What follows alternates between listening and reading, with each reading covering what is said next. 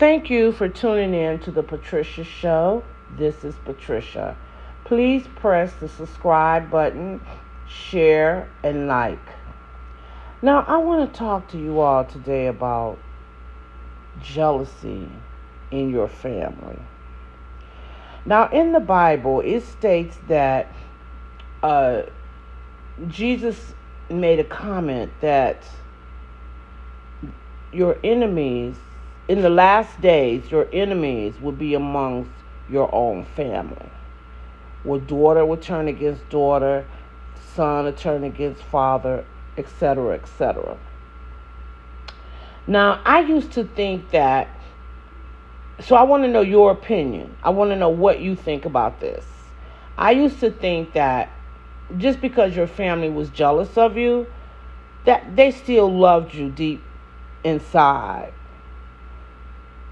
So I thought that the jealousy really couldn't harm you in any way because they really had love for you. So my question is that true though? Do they really have love for you?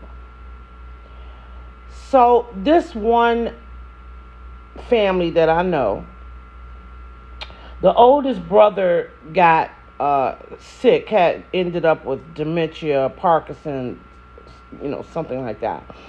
And one of the family members tried to get everybody together so they could come over and take care of him. Like each family come a certain day and would take care of him. They refused to do it. Said they had their own life and they couldn't do this. And this was their older brother.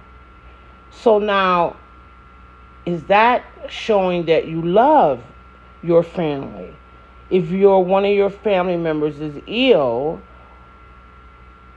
and you have your own life, you say, and so therefore you can't, basically you're saying you can't be bothered with taking care of your brother or your sister or a family member that's a close family member, that's sick because you have your own life. Is that displaying love? Is that showing love?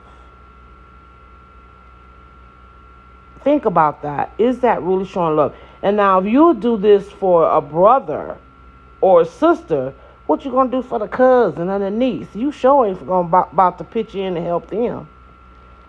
So is that love? Why is it? Because I'm asking you questions that I really don't know the answer to. Why is it? Well, that question I know the answer to, because if you can't help me when I'm down, you can't tell me you love me. That's not really love. So that answer I know. But the other answer is that why is it that people that's jealous get so angry? I mean, I've seen them get mean and angry because you're doing something that's successful in life and they can't. How can you love me when you get angry when I try to prosper or succeed in life? You can't be a family member, get angry at a family member because you're jealous of them, and then turn around and say you love them. Different family, you probably, a lot of families, you be gossiping about different members of your family. Like, oh my God, she didn't even leave that man after he whooped her butt, or whatever. But, you gossip, you know what I mean? But is that gossip malicious gossip? Because again, in your family, you think that, they might gossip about you, but they still love you. But how can they love you when they get so jealous about you that they get bitterly angry?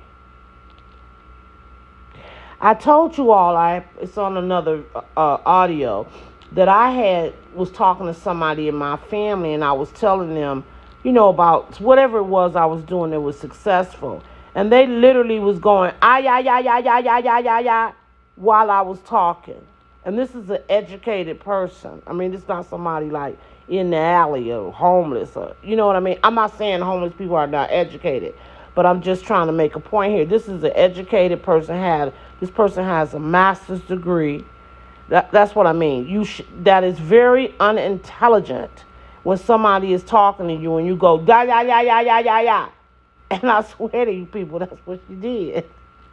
And then, I just don't get that. But you love me, see. You love me, but you going, yeah, yeah, yeah, when I'm telling you about good things. And then when I proceeded to keep telling it, eventually she got angry. Well, I could have had these, whatever we were talking about. I could have had that. I could have did that. Or I was going to do that. Or I did that. I just didn't finish. But why are you getting angry about it? Then that same person will call back a couple of days or a week later and say, oh, how you doing? I just want to know how you were doing. People who are jealous and not for you, they have many, many faces to show you. Because you're going to see the jealous face. You're going to see the face that they're trying to pretend like they really for you when they really don't give a shit. I don't understand. How can you be that jealous of somebody that you get so angry, but then you turn around and you're concerned about them?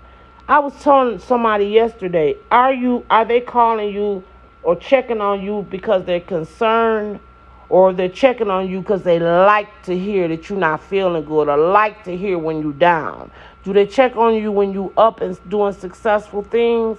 Or do they only check on you when you're down and out because it gives them pleasure to hear that you're down and out?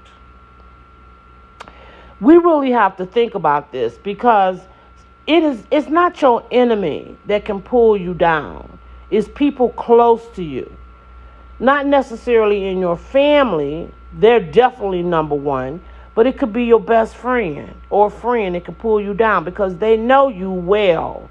They know your habits. They know, what you do is better for them to get you. Let me tell you a story about this guy. He used to go to school with one of my sisters back in the day.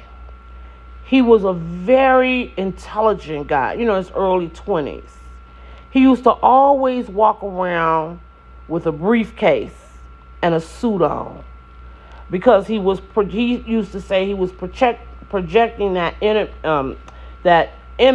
that he would become. He wanted to be a successful businessman. You always seen him dressed nice and his briefcase there. He was the type of guy that didn't drink his drink or drink anything if he left it unattended. He would always take his drink with him wherever. If he was at a bar and went to the bathroom, honey, he'd take his drink in there with him. Because I don't know why he did that. I don't know if he had heard stories about people doing stuff to you. I really don't know. But he definitely didn't trust people around his, his drink. I don't know if he was the same around his food, but I know he was like around his drink. So one day he went to a party, a house party. Back in the day, they used to give a lot of basement house parties, And his best friend went with him. This is his best friend went with him. So he had got a drink, and he went to the bathroom and told his best friend to watch his drink. When he came back and he started, drinking his drink, he didn't feel right. I guess he got really sick or something.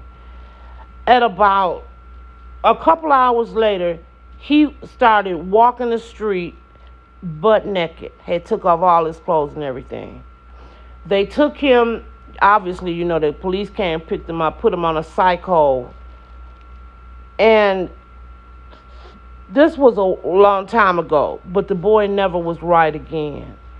He always was off, after that. Like every now and then he would do okay, and then he would you would see him going up and down the street naked or doing something that was, his behavior was just out of control, and they would have to readmit him. So the rest of his life, he had to be admitted into mental institutions. So now when they tried to find out, what had happened to him, the word on the street was that when he went to the bathroom that night, his best friend had put something in his drink, and it made him start tripping, and caused that. And then it came out that all that time that him and the best friends were friends, the best friend was bitterly jealous of him. But the boy didn't know that his best friend was jealous of him. But he was bitterly jealous of him. So how long had they been planning that? To do that? You know what I mean? I don't even understand how you could even do that to somebody. But he was so jealous of his friend. He didn't know that was his friend was really his enemy. So how can we trust people that we say we love, either our best friend or our family, when they're so jealous of you? How can you really trust them? Because deep inside, you know that they don't wish you any goodness at all. I'm very clairvoyant and very, what you would call, psychic. I don't call it psychic. I just call it very intuitive and connected with God. But you would call it psychic. I've been like that all my life. I don't really know any other way. So one time I was walking through my house and I could hear somebody yelling, in my ear. Because, again, I'm clairvoyant. Clairvoyant is, I can hear things in the spirit world that you couldn't hear. Okay? I could hear somebody yelling. And they were saying, why did you give her all the spiritual gifts? Why you didn't give me any of those spiritual gifts? You just gave her everything. And I could hear this, right? And then I recognized the voice. And it was somebody that I knew. I'm going to tell you, it was somebody in my family. I'm not going to say who, but it was somebody in my family. I heard this clearly. So I went to the phone and called that person. And I said, the strangest thing just happened. I said, I was walking through the house, and it's just like I wasn't even thinking about you. I told her. I said, but it was like God had just opened my ears up to hear this. And I repeated to her, what I had heard. And I said, it was your voice. Who were you talking to? And who were you talking about? I felt it was me, you know what I mean? But I wanted to hear what she said.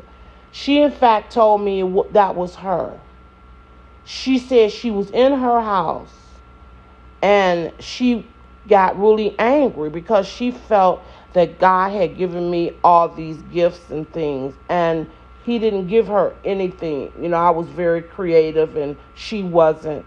So she was screaming in her house at God because she felt he had given me all the gifts and not given her any. I was just flabbergasted, first of all. Then after we talked, because I told her, I said, well, God gave you gifts too. It's just that you can't see the gifts because you're so busy looking at other things that God did for other people. And when you look at what God has did for other people, you can't see what he did for you. So I said, if you stop focusing on other people and focus on you, God will show you all the good that he's doing, all the talent that he's given you. When that conversation ended, she called me back and said, but I do love you. I remember that so clearly because even then I had the question that, how can you love me when you're sitting and screaming at God for giving me talents that you didn't have? She was so angry when she was screaming this. And you're doing it in the silence of your home, so you think that I would never know about it. So I know she had to be shocked and really taken off guard that I actually heard the conversation she was having with God. And I was way in my house. Matter of fact, I was in another city because I was living in California, I think, at the time. And she was in where my family is from. I'm not going to say where, but it's somewhere in the Midwest. And so, we were like thousands of miles apart, but yet I heard her. And that's not something I did often, walk through the house and hear people, but I heard her. So anyway, I'm going to continue this on part 2 because this is about to end. Thank you for tuning in to The Patricia Show.